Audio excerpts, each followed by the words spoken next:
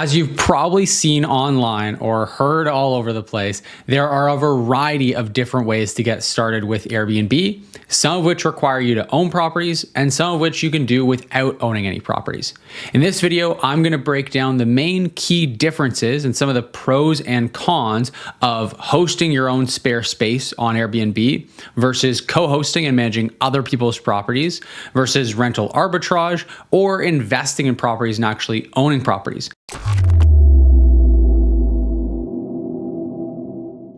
Now, I've done all four of the above, if you can imagine. Over the last 10 years, I have co-hosted properties, I've hosted my own space, I've done rental arbitrage, and I now own some properties that I rent short term. And in our new community and program, BNB Tribe, we talk about all those different avenues, all those different things. We go in depth and give training and guidance to hosts, co-hosts, investors, property managers all over the place. So safe to say, I've got some experience that I can share with you if you're interested in getting started or looking to scale with any of these models or even transition from one to the other. And I'll share with you in the order in which I did them because it is generally what I recommend for most people when they're getting started.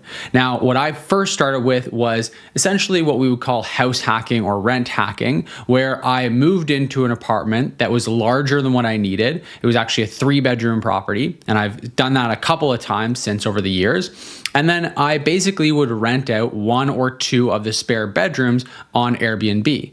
Now, the great thing about this is that I didn't have to own any property. All I had to do was rent a property. And although it was an additional expense because I was buying or renting a bigger property than I would have otherwise needed, it was rent that I was already going to be paying to live in a place because everybody needs a place to live. And at the time, I didn't own a home.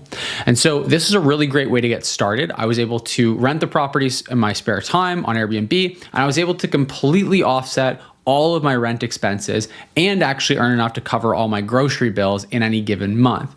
Now, the other really great thing about this is that it gave me so much hands-on tactical experience with hosting, and it also allowed me to do everything myself because I was right where I lived. There was no commuting to go do cleanings, anything like that. There was no additional expenses. It was very, very profitable, very, very efficient. Now, the downside of that strategy is that, number one, it doesn't scale. Obviously, there's only one apartment that you really need, and you're not going to want to go and get a 13-bedroom apartment just so that you can rent the spare room. It's going to be a lot of work. The other downside is that, let's face it, you're sharing your space with strangers, which is a ton of fun at certain points and also annoying at other points, which is the exact reason why I no longer do that. It's just really nice to have your own private space and not to need to share it with other people. Now, it's not to say that you can't do it occasionally and have that be a fun additional income, but when you have to do it all the time just to make sure that you can cover your rent expense, it's really not that much fun. It takes a lot of the fun out of it. That being said, I met some really, really cool people doing this, some people that I'm actually still really close friends with to this day. So it's a really fun and cool way to get started, and it can definitely work out well for the right type of person. Are you a brand new or experienced Airbnb host, co-host, or investor who wants to host as successfully, as profitably, and with as much fun as possible? If so, then I would love to invite you to check out BNB Tribe, linked in the description down below this video. It's our exclusive community for Airbnb hosts, investors, and co-hosts from all over the world, where I share some of my best trainings that go into detail on every single aspect of Airbnb hosting from A to Z. We've got advanced training playbooks that will help you to use more advanced strategies to take things to the next level and make more money and have more fun hosting, co-hosting, or investing on Airbnb. You're also going to get access to an incredible community and over $2,500 worth of deals, perks, discounts, bonuses that I've negotiated with other vendors in the short-term rental industry. So if you want access to all of that and a whole bunch more, check out the link in the description down below for BNB Tribe, and I would love to see you on the inside. Now, the next thing that I transitioned into from doing that was I did some rental arbitrage. I actually rented some other properties and just flipped them right onto Airbnb. Sometimes we would rent them out by the room, but for the most part, we would rent them out as the entire property all at once. And the advantage of that is that I could scale beyond just the place that I lived in. But that was pretty short-lived. It actually went quite well. We made good money, but I started to see the writing on the walls with some of the big fatal flaws that I tend to warn people about with rental arbitrage nowadays, which is that you're constantly reinvesting your cash flow to grow the business.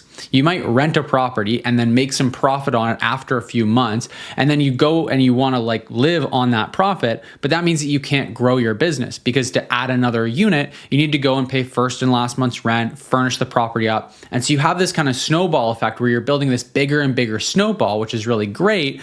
But the risk there is that, number one, you don't actually get to reap the rewards of your properties until you stop growing. But more importantly, if ever something happens, you've gotten this snowball so big, and now suddenly the city passes regulation or your landlords don't want to renew their leases. Well, now you can kind of be left in this situation where you've worked so hard to build this snowball and you don't actually get to reap any rewards and actually realize any of your profit. Because at the end of the day, you're not building any equity there. There's no ownership. All those rent expenses that you pay every month, you're just going out of pocket. It's just money that's being flushed down the drain. And so it can be a very risky, very cash flow intensive business to operate. And so for that reason, we really hit it big on some great properties. They did really well. And then we started transitioning into co-hosting. The other thing that I really like about co-hosting as opposed to rental arbitrage is that with rental arbitrage, by the time you spend first and last month's rent, security deposit, and you furnish the property, you're probably going to be anywhere from 10 to 12 to even 16 or 18 months just to break even on that property, just to get back to where all those initial investments are paid off and you're actually profitable, which is a long time to work on hosting that property just to get back to where you started, just to get back to break even. And so with co-hosting, the benefit is, there's lots of them, right? Number one, you can scale the business as much as you want. There's no real limitation to how far you can grow the business because you don't have to keep pouring cash in order to acquire new properties.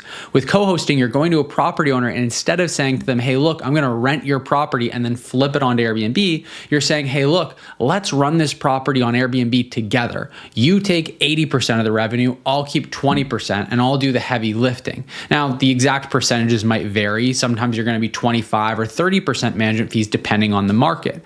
But the great thing there is that I don't have to spend any money out of pocket to get this property up and running.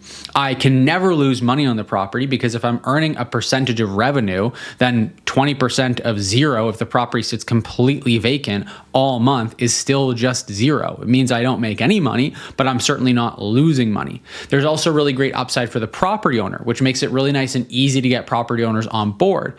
And your addressable market grows because not only are you looking for properties that you can take from long-term rental and convert them over to short-term rental, but you can also go and approach people that are hosting their own spaces already on Airbnb and go, hey, look, I'm going to take over everything and take all that work off of your plate and I'm going to systemize it, make it nice and passive for me, but I'm just going to do a way better job for you, managing it for you, take all that burden off your plate and charge a management fee. So it can be really, really effective to grow that. Now, I grew the rental arbitrage up to 5-6 properties that were doing really well until I started transitioning over to co-hosting. And then we grew the co-hosting to about 35 properties at its peak. Now, the really nice thing there is that it provides consistent cash flow. You're delivering really great value to the property owners that you work with. So they tend to want to stick around and refer you to other people. So it's really, really great, relatively easy business to actually grow from a customer acquisition standpoint because of how many referrals you tend to get. And this is not just my own experiences. I've worked with about 700 other co-hosting businesses, helping them to grow and get started. And the referrals tend to come in pretty consistently right across the board after you get past that 2, 3, 4 property mark. So it's a really, really nice business. And the downside is that comparing it to investing, if you actually buy the property, there's no more middleman there, so you can make more money. You're also building equity in the property because instead of paying money to the property owner for them to pay down their mortgage and build equity, now you're the one building equity in that property every single month when you pay down that mortgage, and you get to leverage appreciation. So you can just do a lot more with a lot less. You can make the same with just a handful of properties as you would with many times more doing co-hosting, and you get all this long-term wealth building and you get full control. Because let's face it, when you're working with customers, when you're working with property owners, they have certain needs and requirements, and there's extra work that you're doing to go and get those properties, and then to maintain open lines of communication, make sure everyone's happy, all the expectations are met, and you just don't have to do any of that when you own the properties yourself. So that's what really attracted me into actually investing and buying these properties, let alone all the other cool benefits like being able to add ADUs and get creative with the properties and do renovations to force appreciation and all these different really cool strategies. So needless to say, I got into investing and actually purchasing properties. And then now I actually sold the property management company years ago. And now I just solely manage my own properties. And it's honestly a whole lot of fun. This is the most fun that I've ever had with hosting, but it is obviously a journey to get there. Not everyone's in a place where right away they can actually afford to go out and buy a property, which is why I recommend to a lot of people when they're just getting started and they don't necessarily have the funds for a down payment, is to either get started hosting their own space, or if they're ambitious enough and they want to get started co-hosting for other people. Because it can be a really, really great way to build up that experience and build up that cash flow that's going to allow you to get into investing really successfully.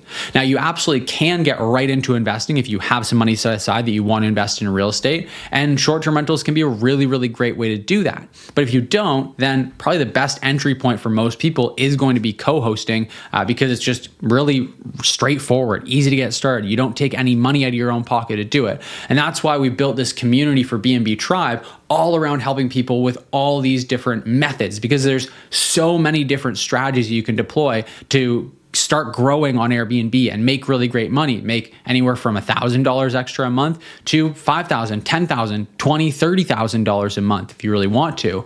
And so I wanted to create a community where we could help people to do that, and where we could all learn from one another, where hosts could learn from other co-hosts, could learn from other investors, and people that were curious about different areas or different strategies could learn all that. And we could learn all these advanced strategies like getting direct bookings and email marketing and using AI for guest communication.